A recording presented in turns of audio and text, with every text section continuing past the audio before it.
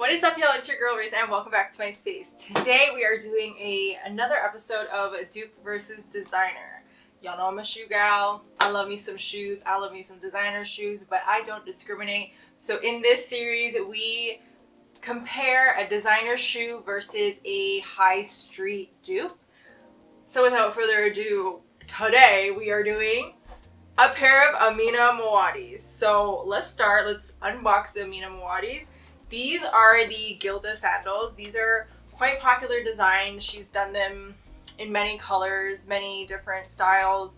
Today's style is a beautiful satin Gilda sandal. So these are in the kiwi color, which is what a cute name for green. I mean, come on.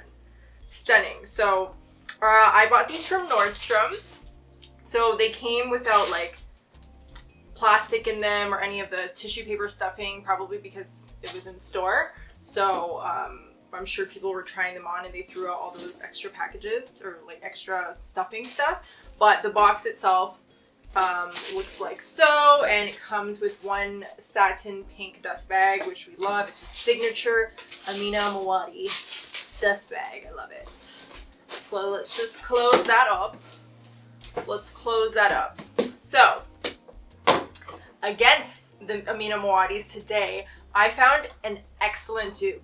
And let me tell you guys, I searched high and low, and I even bought a pair of Public Desires to compare these two, and the Public Desire was just an embarrassment.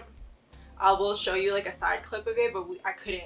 I got them in the mail and I was like, oh no, we cannot. Like, they lost by a landslide. I hope they stop selling that dupe in their store. Usually Public Desire, like you guys have seen, I've done other dupes on the dupe versus designer videos. They were pretty good, but this wasn't it. So I searched high and low for a good pair of Amina Gilda dupes, and let me tell you guys, I think I found them.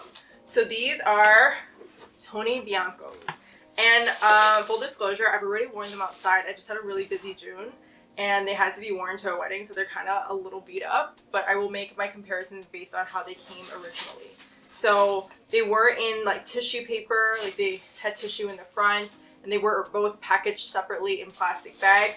There is no dust bag with Tony Bianco. I have a couple pairs of Tony Bianco and I've never gotten a dust bag, so this is no different. So these are them. I got these in the gold color. I think they come in maybe like black or white as well, but I needed a gold for like a wedding shoe. I was a maid of honor or matron of honor, and the shoe requirement was gold, so I got these in gold, and like I said, I've worn them. So these are the shoes that we are putting up against each other. So we're gonna go through our regular categories of like style, quality, comfort, and we will rate these two shoes. Okay, so first things first, let's talk about what they're made of and where they are made. So the Amina Muaddis, they are a satin style. Like I said before, I believe she did a leather style in this too. You can correct me if I'm wrong, but I'm pretty sure she did. So the exterior on top, the like upper is satin, like all the green you see here is satin. The inside here is leather, and then underneath it is a mixture of like leather and synthetic. So I'm assuming this would be the plastic synthetic, and all of this is leather. And the Tony Bianco, it is all leather on top. So the upper is leather, their like inside part is leather, and there is quite a prominent cushion, like leather cushion. I don't know if you guys can see from there, but it does like stick up a little bit. And the under part, you can see I've worn it, it is leather and synthetic, so I think the same thing. This part is leather and then this is synthetic, and maybe that pad right there is synthetic. So it's quite comparable. I mean, the satin material is very luxurious looking. So between the two, material wise, great materials to put the shoes together. The rhinestones themselves are very high quality. This, I will say, is a little more sturdy, like stuck on there. You can't really move them around, whereas this one, you can see like where they sewed it on. Like they didn't sew every little rhinestone part on. They sewed it like every 5 or 6, so you can like stick your finger under the rhinestones. But the quality of the rhinestones themselves is very, very good. Like if you wear them on camera and you flash some light at them, they both give you that sparkle, and I'm very big on a sparkly shoe and like a high quality sparkle. I don't want it to be dull. If it has sparkle, it has to shine for me.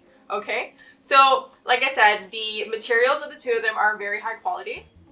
So for the high quality shoes, let's go into the pricing difference. So these are Canadian pricing because I am Canadian. You guys can convert it into your respective prices. The Amina Muaddis were $13.50, which is quite high for a pair of shoes. Okay, so the Tony Bianco, this is like a weird price because I bought them off of Revolve, and I believe Revolve includes the duties fee, so it's like a random number. So these were $287.29. So this is both before tax. So these are still quite steep, like with tax and everything. It is over a $300 pair of shoes, which is pretty high, but it is a fraction of the price for this 100%. So this one is made in Italy, of course, and then the Tony Biancos are made in China. Okay, so upon initial inspection, these did come from the store, like I said, so I'm sure other people have tried them on. So I don't know if all these flaws are because people tried them on or they're just like manufacturer flaws, but we will go through it. So like the gluing bit isn't perfect. You see some of like the cut marks and like the satin fraying a bit on the shoe, which isn't noticeable at all like to the naked eye, but if you're looking this closely you can tell. There is a stain on the front of the shoe here, which is unfortunate. But again, I'm sure that's more of a like people trying on the shoe versus a manufacturer thing. There's a rip on the like insole bit here, and then a bit of glue, which I could probably take off. Yeah. But overall, pretty good. There's like plastic bits that are coming off of the shoe. Interesting, like I don't even know what it's for. Probably what they use, like a thick plastic thread to like sew every single one of the rhinestones on, but they just didn't cut it off. That you could easily fix yourself. But yeah, upon like initial inspection, the shoe's pretty good. Quality-wise, material-wise, and everything, I would probably give this a 9 out of 10. It looks pretty good. The flaws that I could find were easily rectifiable by themselves. Like this little plastic bit, I would cut it off myself. So that's pretty good. Now for the Tony Bianco, it's hard because to have the Amina next to it to compare it, it makes this quality a little bit poorer. And in the B-roll clips, you guys will see, like, I've already worn it, so it's worn. So don't judge it on that. But the gluing of the insole onto the shoe is not done well. Like, it goes over the flap a little bit, where I think they should have cut it so that you could see a bit of the gold here. That isn't great. The gluing of, like, just the pieces of the shoe together, like the parts of the shoe, like the bottom of the shoe and stuff, they're not perfect. Like, it's not flush to the shoe. You can see overlap and stuff, so it's not perfect by any means. The sole here doesn't sit flush onto the heel, but again, like really small detailings that I'm being picky about, so it is what it is. And then here, this was my like biggest flaw bit in quality wise. One of the crystals had fallen off the anklet bit, like ripped off, and this was before I wore it to the wedding, but at that point I didn't really have a choice because the wedding was in 2 days and I needed a pair of shoes. So I was just like, oh, whatever, I'll wear it. So for like $300, if I wasn't in a rush, I probably would have returned it to get a new, or exchanged it to get a pair that didn't have that flaw. And I don't know why it did. Maybe someone tried it on. Maybe someone bought it and returned it, but yeah, I mean, it might be something that my shoe doctor can fix if he has this like crystal stuff, but not 100% sure. Yeah, otherwise, like, it's pretty good. So quality wise, I would give this like a 6 out of 10. Okay, so next category is comfort. So the Amina Muaddis I've only worn in my place, like up and down the stairs, like I usually do to try them on. Comfort wise, it's pretty good. Like, I do own quite a few Amina Muaddi shoes, and they do sometimes take a little breaking in, but for the most part, they're quite comfortable. The only thing that I can say about these that are not comfortable is this middle strap right here. I do have a wider, like, upper part of my foot, and where it fits in the ankle and the front strap, this strap is very tight. So if I'm wearing it for an extended period of time, when I take it off, you can see a very prominent indentation on my foot and it hurts. So that's not my favorite thing. It does have like this elastic side, so it, I guess, relieves. So there is like it's stretchy, but it's not given a lot of stretch. Let me tell you that, because I was wearing it around my place when I was working from home, up and down the stairs, and I was like moving the strap around because it was getting very uncomfortable. So that wasn't my favorite part. But aside from that, it was really great. Like the heel is a fantastic heel. I think this style heel, I swear this is why I love Amina Muaddi shoes so much. This really like takes on a lot of the pressure, like I don't know what it is, like the physics of the design of the shoe, but how you're standing in it, even if it's a very high heel, it doesn't feel as bad. It doesn't feel like my feet are hurting as bad. So I don't know. Physics wasn't the science that I was good at, so y'all tell me. So for the Aminas, for comfort, I would give them a 7 out of 10, just because this is wildly uncomfortable and I probably couldn't wear them for extended periods of time. So the Tony Biancos. These, like I said, I wore them to a wedding. I wore them to an African wedding that I was a part of. There was a 2-day wedding. There was a traditional wedding on the first day where we were doing a lot of dancing. We're on our feet, jumping around a lot. And then the next day there was a church wedding and then the reception.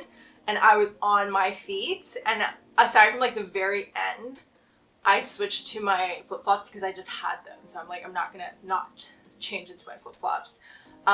They really stood to the test. Like, I'm very impressed at how comfortable these shoes were. They have the middle strap too, but they don't hold onto my foot as tightly, if that makes sense. It's just way, way, way more comfortable, all the straps. And I think the extra cushion here really made it easier. And they do have the same like style heel. So I was good. Like, these are a great standing shoe. I am going to get a lot of wear out of these shoes. A lot. So for comfort, I'm going to give these a 9 out of 10. Yes. Okay, so next category is style. So obviously this is the original. This is the like signature Amina Muaddi heel. And then the rhinestones are just that girl. Like, I feel as though Amina Muaddi really brought the rhinestone shoe back to life. Like, you know, we always had the Manolos with the encrusted top and it was very much a classic, but like Amina Muaddi came back and put rhinestones on everything, and now everyone's putting rhinestones back on shoes.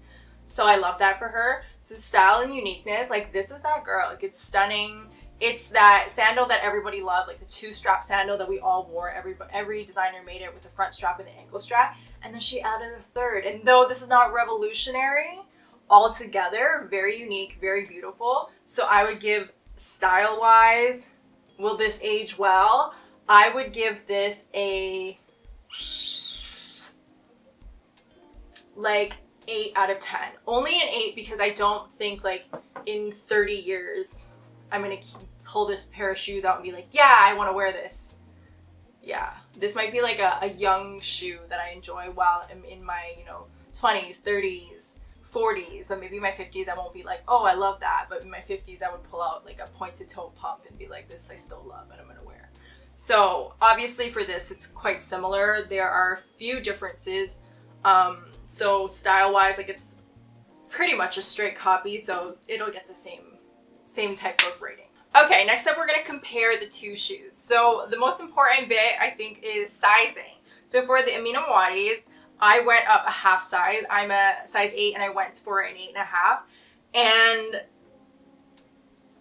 I don't know, man. So they fit perfectly in the front strap. Like I'm very secured in the front, which you have to be in this type of shoe. You're not trying to slide out of the shoe. And obviously you can adjust the back strap, the ankle strap. So I fit perfectly in those, but the middle strap is extremely tight. And it does have the little elastic bit, so it gives you stretch, but I was dying in the foot, and I do have a wider upper part of my foot. So I feel like if I went a full size up, if I went for a 9, the front strap would be too big and I would slide out, but then the middle strap would fit me well. So I don't think that there's a good size for me in these, unfortunately. So I suggest that you go to the store and try these on if you have the chance, or if you're buying from an online retailer, hopefully they have a really good return policy so you can get 2 sizes, try them on, because it's confusing. But my guess is if you have like a narrow foot or like a normal foot, not like mine, you could probably fit this at a half size up. So for the Tony Biancos, true to size, I'm an 8, I bought an 8, they fit perfectly, fantastic. So price point. So like I said, these were $13.50, which is kind of high for a shoe, especially considering what they're made of. Like, there is the leather upper, but it's a satin material at the end of the day. And then the crystals. Like, Amina Muaddi does a lot of like fun stuff with like the PVC shoes and all these rhinestones and stuff. The price point is kind of steep. Personally, I'm a big fan of the brand, so I think the price point is worth it if you're gonna wear the shoe. You know, like, I wouldn't buy this in a crazy color like green. Well, green I love, but I wouldn't buy it in like a pink, because I'm not a big pink person, because I feel like I would be wasting my money. Like, I'm gonna get it for a couple wears in its lifetime. If you're gonna wear it a bit, then it's worth the money. They're very comfortable, and like, hot tip, these are the best shoes for like a outside like wedding on the grass and stuff. I wore my Aminas and you don't sink into the grass. It's perfect heel for that. Perfect. So yeah, for the price point, if you're getting it and you love the style, you know you're gonna wear it a lot, worth it. If not, then I probably wouldn't indulge. The Tony Bianco. So $300 is still pretty steep for a dupe or a high street price, because you can go to Steve Madden and get a pair of shoes for $150. You can go to Aldo for $100 and get a good pair of shoes. So this is kind of steep, but personally, I love the style of the shoe. So if you're trying to achieve this style of the shoe and you want to pay a fraction of the price, this killed it. Like, the rhinestones are beautiful. The shape of it is very similar. Like, for the most part, it's worth it. Like, it's leather, you know. The downfall was like the one rhinestone that I had that fell off, but aside from that, it's very, very good. And I personally know I'm gonna get so much wear out of this. It's gold. It's gonna be my go-to shoe for like evening looks, weddings.